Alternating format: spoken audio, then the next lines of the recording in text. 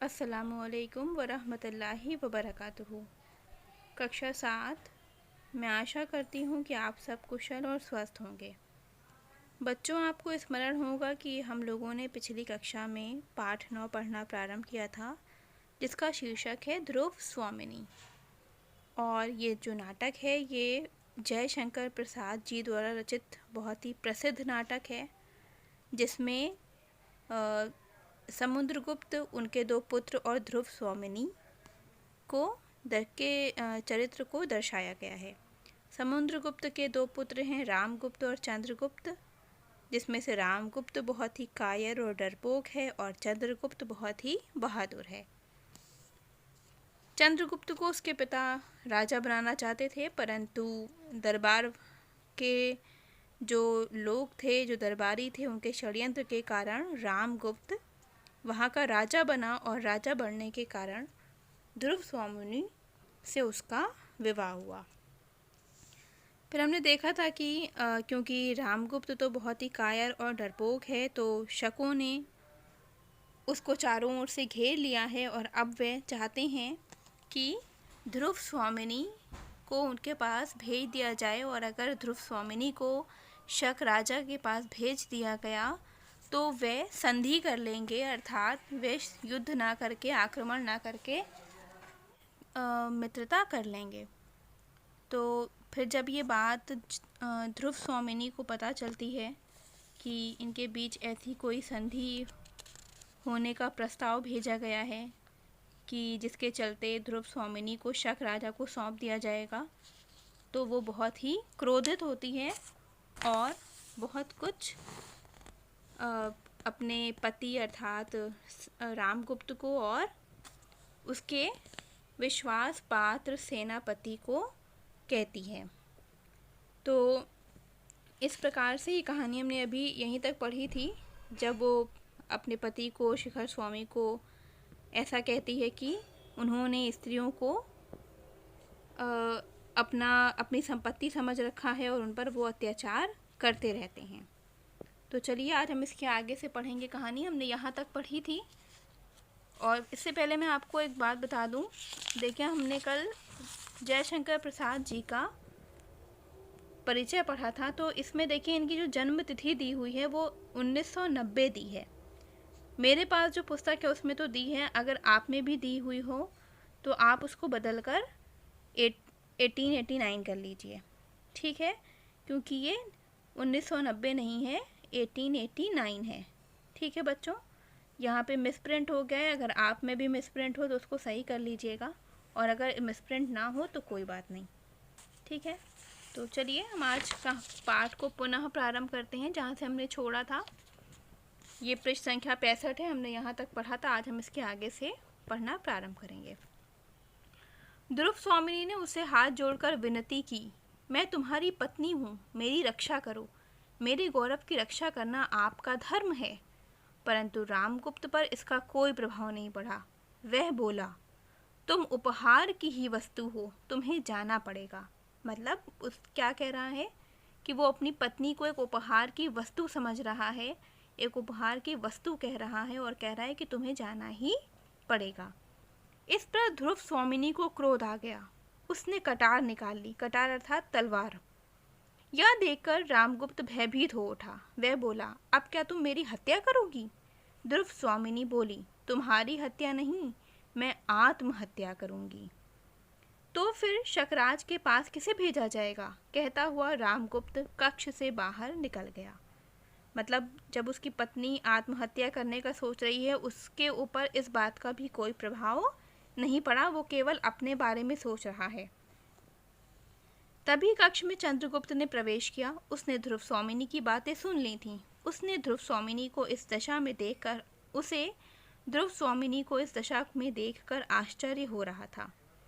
ध्रुव स्वामिनी ने चंद्रगुप्त को सारा विवरण कह सुनाया। मतलब उसने पूरी बात उसको विस्तार से बताई कि क्या क्या हुआ और अब क्या करने की ये लोग सोच रहे हैं। उसने बताया कि किस प्रकार सम्राट रामगुप्त उसे शकराज के पास उपहार में भेजने के लिए तत्पर है, यानी कि तैयार है। चंद्रगुप्त ने आवेश में आकर कहा, यानी गुस्से में, क्रोध में होते होकर कहा, ऐसा कभी नहीं हो सकता। इसी क्षण शिखर स्वामी के साथ रामगुप्त वहां फिर आ पहुंचा। रामगुप्त ने चंद्रगुप्त से कहा, देखो देखो तो कुमार, ये आत्महत्या करने की बात कह रही है। चंद्रगुप्त ने व्यंग से कहा, पर आपसे तो वह भी करते नहीं बना। मतलब वो ये कह रहा है कि आपकी पत्नी वहां न जाने के बजाय आत्महत्या करने की सोच रही है, लेकिन आपको इस समय आपको आत्महत्या कर लेनी चाहिए, जो आप इतनी बड़ी बात सोच रहे हैं अपनी पत्नी को शकराज के पास भेजने की। इसी समय ध्रुव स्वामिनी की सहेली मंदाकिनी वहां आ पहुंची। उसने शिखर स्वामी से कहा, मंत्री जी, एक बार अंतिम बल से परीक्षा करके देखो, बचोगे तो राष्ट्र और सम्मान भी बचेगा, नहीं तो सर्वनाश निश्चित है।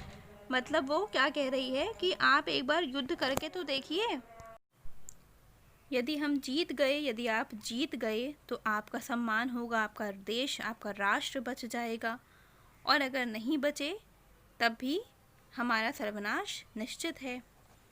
रामगुप्त को उसकी सलाह अच्छी नहीं लगी। वह बोला, यह तो मेरे प्राण लेने का षड्यंत्र है। मतलब उसे क्या लग रहा है कि ये जो मुझसे कह रहे हैं कि जाओ लड़ो, अपने राष्ट्र को बचाओ, अपनी पत्नी को शकराज के पास ना भेजो, ये सब क्या कर रहे हैं, ये सब षड्यंत्र रच रहे हैं मुझे मारने का। तो फिर आओ हम सब स्त्री बन जाएं और बैठकर रोएं, चंद्रगुप्त ने कहा। अब चंद्रगुप्त ने फिर से व्यंग करते हुए, ताना देते हुए अपने भाई से कहा कि ऐसी बात है तो आओ चलो हम सब लोग स्त्री बन जाते हैं, अर्थात औरतें बन जाते हैं और बैठकर रोते हैं कि अब क्या करें। फिर आगे देखते हैं अगले पृष्ठ पर। इसी समय एक हिजड़ा वहां आ पहुंचा। वह चंद्रगुप्त की बात सुनकर बोला, कुमार, स्त्री बनना भी सहज नहीं है, कुछ दिन मुझसे सीखना होगा। मतलब उसने कहा अगर आप स्त्री बनना चाहते हैं तो वो भी सरल नहीं है, सहज नहीं है, आपको सीखना पड़ेगा। फिर उसने शिखर स्वामी के मुंह पर हाथ फेर कर कहा, नहीं, तुम तो स्त्री भी नहीं बन सकते। हाँ कुमार, यदि आपको मैं स्त्री बना दूं और श्रृंगार कर दूं तो आप में और महादेवी में, यानी कि ध्रुव स्वामिनी में, कोई भी व्यक्ति अंतर नहीं कर सकेगा। मतलब इसके मस्तिष्क में पहले तो उसने व्यंग किया कि स्त्री बनना भी आसान नहीं है, सहज नहीं है, लेकिन फिर इसके मस्तिष्क में क्या आया, एक विचार आया कि क्यों ना चंद्रगुप्त को स्त्री बना दिया जाए। चंद्रगुप्त ने हिजड़े को कमरे से बाहर निकाल दिया। वह चिंता में डूबा हुआ था, कोई उपाय खोज रहा था। सहसा वह बोला, यानी अचानक वह बोला, मंत्री जी, हिजड़े की सलाह ठीक है। मैं महादेवी के साथ स्त्री बनकर शकराज के पास जाऊंगा। सफल हुआ तो कोई बात नहीं, मर गया तो जैसा आप उचित समझे वैसा करें। अब यदि मैं मर जाऊं तो आपको जो सही लगता है वो आप कीजिएगा, और अगर सफल हुआ तो कोई बात नहीं, फिर हमारी जीत होगी। ध्रुव स्वामिनी ने सुझाव का विरोध किया। वह बोली, मेरे लिए इतने बड़े बलिदान की आवश्यकता नहीं है। उधर शिखर स्वामी ने रामगुप्त के कान में कुछ कहा, फिर बोला, यह उपाय ठीक है, लेकिन महादेवी को भी साथ में जाना पड़ेगा। राजनीति की दृष्टि से यही ठीक होगा। मतलब शिखर स्वामी के मस्तिष्क में कुछ और चल रहा है और उसे लग रहा है कि कहीं ये पकड़ा ना जाए, और यदि ये पकड़ा भी गया तो वहाँ ध्रुव स्वामिनी उन तक पहुँच जाए। रामगुप्त ने भी उसका समर्थन किया, चंद्रगुप्त ने उसका विरोध किया, पर रामगुप्त ने कहा यह राजा की आज्ञा है, अर्थात ध्रुव स्वामिनी को वहाँ जाना ही होगा। उधर शकराज अपने दूत की प्रतीक्षा में था। शकराज अपने दूत, अर्थात जो व्यक्ति अब उसका संदेशा लेकर यहाँ आया था, शकराज उसकी प्रतीक्षा कर रहा था। दूत का नाम खिंगल था। क्या नाम था दूत का? खिंगल।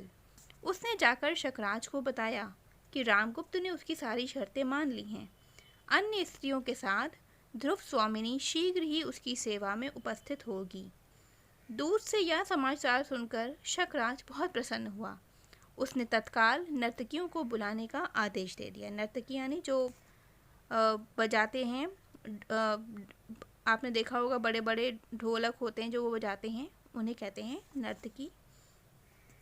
शीघ्र ही नर्तकियों का दल वहां आ पहुंचा। शकराज के सामंत भी आ गए। नृत्य शुरू हो गया। शकराज को नृत्य अच्छा नहीं लग रहा था, उसे तो सिर्फ ध्रुव स्वामिनी की प्रतीक्षा थी। दूत ने उसे आकर बताया कि अन्य स्त्रियों के साथ ध्रुव स्वामिनी की डोली महल में आ गई है, लेकिन वे सबसे पहले एकांत में आपसे भेंट करना चाहती हैं। शकराज इसके लिए तैयार हो गया। क्या उसको पता चला कि ध्रुव स्वामिनी आ गई है और वो सबसे पहले भेंट करना चाहती है आपसे, अर्थात वो सबसे पहले आपसे मिलना चाहती है। और शक्रराज भी इस बात के लिए तैयार हो गए। दूत ध्रुव स्वामिनी को लेने के लिए चल दिया। स्त्री वेश में चंद्रगुप्त ध्रुव स्वामिनी के साथ वहां आ पहुंचा। शक्रराज ने एक साथ दो सुंदर स्त्रियों को देखा तो पहचान नहीं पाया कि इनमें से ध्रुव स्वामिनी कौन है। इधर चंद्रगुप्त स्वयं को ध्रुव स्वामिनी बता रहा था, उधर ध्रुव स्वामिनी कह रही थी कि मैं ध्रुव स्वामिनी हूँ। मतलब दोनों, ध्रुव स्वामिनी भी कह रही कि मैं ध्रुव स्वामिनी हूँ और जो चंद्रगुप्त है वो भी यही कह रहा है कि मैं ध्रुव स्वामिनी हूँ। यह मेरी सहेली चंद्रा है। शक्रराज परेशान हो उठा। अंत में वह बोला, चिंता की कोई बात नहीं, मैं दोनों को रानी बना लूँगा। पर चंद्रगुप्त ने कहा, नहीं, इसका निर्णय अभी हो जाना चाहिए। मतलब चंद्रगुप्त ने एक चाल चली, उसने एक चतुराई से काम लिया और उसने कहा कि नहीं, इसका निर्णय अभी होगा कि हम दोनों में से ध्रुव स्वामिनी कौन है और तुम्हारे साथ कौन जाएगा। इस प्रकार लड़ने का अभिनय करते हुए, लड़ने का नाटक कर रहे थे ये लोग। कौन? ध्रुव स्वामिनी और चंद्रगुप्त। इस प्रकार लड़ने का अभिनय करते हुए ध्रुव स्वामिनी और चंद्रगुप्त ने अपनी अपनी कटार निकाल ली। शक्रराज दोनों के बीच में आकर बोला, लड़ो नहीं, लड़ो नहीं। इसी समय ध्रुव स्वामिनी पीछे हटी और उसने चंद्रगुप्त का उत्तरीय खींच लिया, यानी जो वो वेश धारण करके आया था, जो वो पहन के आया था, वो खींच लिया। चंद्रगुप्त ने शक्रराज को घेर लिया। शक्रराज भयभीत होकर बोला, तुम कौन हो? मैं चंद्रगुप्त हूँ, तुम्हारा काल यानी तुम्हारा अंत। इतना कहकर चंद्रगुप्त ने कटार से शक्रराज को मार डाला। पालकियों से सैनिक निकल आए। पालकियाँ जो डोलियाँ होती हैं, आपने देखा होगा, जिसमें दुल्हन नहीं बैठ के जाती हैं, उसे पालकी भी कहते हैं। तो उसमें कौन थे? स्त्रियाँ नहीं आई थी, उसमें सैनिक आए थे। उसमें से सैनिक निकल आए। रात्रि के अंधकार में जो जिसके सामने आया उसे मार डाला गया। शिविर में भगदड़ मच गई। शिविर कहते हैं कैंप को, आपने देखा है ना, जो खेमे लगाए जाते हैं कपड़े के, उसे क्या कहते हैं? शिविर। शिविर में भगदड़ मच गई। रामगुप्त मारा गया, रामगुप्त भी मर गया। चंद्रगुप्त विजयी बनकर राजधानी लौट आया। वहां जनता ने उसका भव्य स्वागत किया और ध्रुव स्वामिनी से चंद्रगुप्त का विवाह हो गया। तो देखा आपने कि किस प्रकार से कायर व्यक्ति का अंत हो गया और चंद्रगुप्त की चतुराई से ध्रुव स्वामिनी भी बच गई। तो चलिए इसके मौखिक प्रश्न देख लेते हैं हम। राज्य की स्थिति से कौन दुखी था? तो राज्य की स्थिति से कुमार चंद्रगुप्त दुखी था। रामगुप्त और चंद्रगुप्त में कौन बड़ा था? तो रामगुप्त और चंद्रगुप्त में रामगुप्त बड़ा था।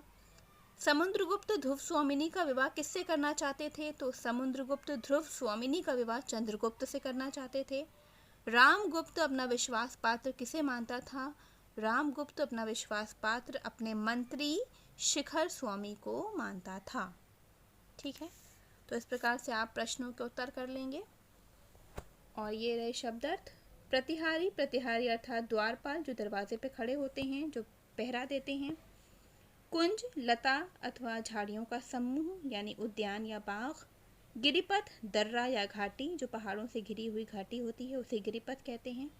शिविर, किला या सैनिक पड़ाव, जहाँ पर सैनिकों ने डेरा डाला हो, उसे शिविर कहा जाएगा या किले को भी शिविर कहेंगे। चंवर अर्थात पंखा, जो हाथों से हिलाया जाता है। सामंत अर्थात बड़ा जमींदार। पुरोहित, धार्मिक कृत्य करने वाला, जो लोग धार्मिक कार्य करते हैं वो पुरोहित कहलाते हैं। उत्तरीय अर्थात दुपट्टा या ऊपर से पहनने का कपड़ा। फिर अगले पृष्ठ पर हम आ जाएंगे, जो हमारे पुस्तक में अभ्यास कार्य है वो हम कर लेंगे।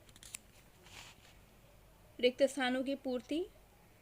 दूसरी क्या आ जाएगा यहाँ? परिचारिका, पान का डिब्बा लिए हुए पास ही खड़ी थी। परिचारिका और हुए पास। अग्नि के सामने रामगुप्त, अग्नि के सामने रामगुप्त ने सुख दुख में उसका साथ ना छोड़ने की प्रतिज्ञा की थी। तो रामगुप्त और प्रतिज्ञा आएगा यहाँ पर। फिर शिखर स्वामी की बातों से ध्रुव स्वामिनी, किसको क्रोध आया था?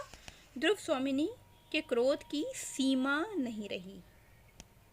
फिर इसके बाद गद्यांश है, हम गद्यांश कर लेंगे। रामगुप्त कुंज में ही था, वह एक दासी से बातें कर रहा था। उसे संदेह था कि शायद ध्रुव स्वामिनी अभी भी चंद्रगुप्त को ही चाहती है। तभी प्रतिहारी ने आकर उसे एक चिंताजनक समाचार दिया। उसने रामगुप्त को बताया, पहाड़ के ऊपर से शक नीचे उतर आए हैं और उन्होंने नीचे का गिरिपथ रोक लिया है। गिरिपथ रोक लिए जाने से शिविर का राजपथ से संबंध टूट गया है।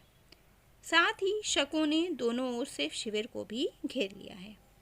अब हम इससे संबंधित प्रश्नों के उत्तर करेंगे। रामगुप्त किससे बातें कर रहा था? तो रामगुप्त दासी से बातें कर रहा था।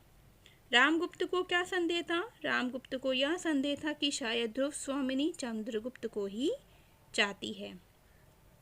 प्रतिहारी ने रामगुप्त को क्या समाचार दिया? तो प्रतिहारी ने रामगुप्त को चिंताजनक समाचार दिया। शिविर को दोनों ओर से किसने घेर लिया था? शिविर को दोनों ओर से शकों ने घेर लिया था। फिर इसके बाद हम अगले पृष्ठ पर आ जाएंगे। देखिए, लिंग निम्नलिखित शब्दों के लिंग बदलिए। लिंग आप जानते हैं ना, स्त्रीलिंग और पुल्लिंग। तो जो शब्द स्त्रीलिंग है उसे हमें पुल्लिंग में करना है, और अगर कोई शब्द पुल्लिंग है तो हमें उसे स्त्रीलिंग में करना है। तो विद्वान का हो जाएगा विदुषी, घोड़ा घोड़ी, योगी योगिनी, बालक बालिका, हिरण हिरणी, साधु साध्वी, सरदार सरदारनी, मालिक मालकिन। ठीक है बच्चों, तो इस प्रकार से आपका जो ये पाठ है ध्रुव स्वामिनी यहाँ पर समाप्त हो गया है। और इस के साथ ही मैं आपको इसके लिखित प्रश्नों के उत्तर और आप जो अभ्यास पुस्तिका में कार्य करते हैं वो उसका मैं PDF दे रही हूँ, और ये करके आप इसके प्रश्न उत्तर अपनी पुस्तिका में कर लीजिएगा, और जो अभ्यास पुस्तिका है उसका कार्य भी आप अपनी अभ्यास पुस्तिका में कर लेंगे। ठीक है बच्चों, इसका स्वयं भी एक बार अध्ययन करिएगा, पढ़िएगा। बहुत ही अच्छा नाटक है ये बहुत विस्तृत नाटक है। आपकी पुस्तक में इसको बहुत संक्षिप्त रूप में प्रस्तुत किया गया है, क्योंकि हम इतना विस्तृत रूप से अपनी पुस्तक में पढ़ नहीं सकते हैं। तो आप इसको पढ़िए अच्छे से, और मैं जो आपको इसका लिखित कार्य दे रही हूँ उसको भी कर लीजिएगा। अस्सलामु अलैकुम वरहमतुल्लाहि वबरकातुहू।